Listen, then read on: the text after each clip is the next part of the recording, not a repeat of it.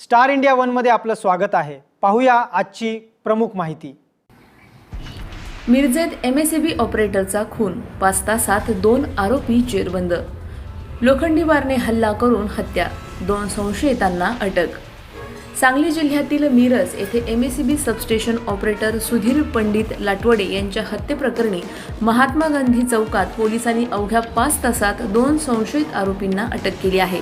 पोलिसांच्या माहितीनुसार रूपामाई एमएसईबी सबस्टेशनमध्ये कार्यरत असलेल्या सुधीर लाटवडे यांचा लोखंडी बारने हल्ला करून खून करण्यात आला। तांत्रिक आणि गोपनीय माहितीच्या आधारे पोलिसांनी सौरभ संतोष निकम आणि विनायक विक्रम सावंत या दोघांना ताब्यात घेतले। प्राथमिक तपासात सौरभ निकम यांच्या वडिलांचा आणि मयत ऑपरेटरचा किरकोळ वाद झाल्याच्या रागातून ही घटना घडल्याचे समोर आले आहे। महात्मा गांधी चौक पोलीस ठाण्याच्या डीबी पथकाने केलेल्या या जलद कारवाईचे कौतुक होत आहे।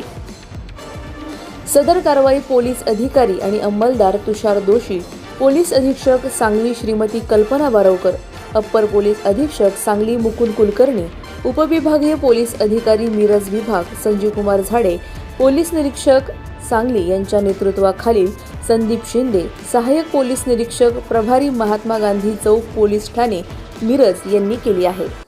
आमच्या YouTube चॅनलला नक्की सबस्क्राइब करा। पाहत रहा स्टार इंडिया। फेसबुक आणि इंस्टाग्राम स्टार इंडिया वन ला फॉलो करा। पाहिल्याबद्दल धन्यवाद।